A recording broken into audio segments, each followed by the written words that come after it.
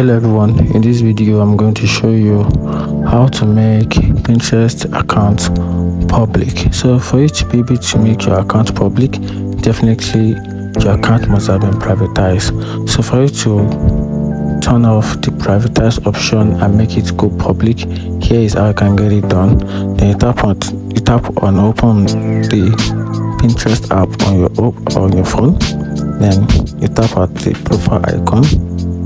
Then from there you tap on this name icon right here on your profile menu. You tap on the icon, then you simply tap on the next option, the second option under account management, which is profile visibility.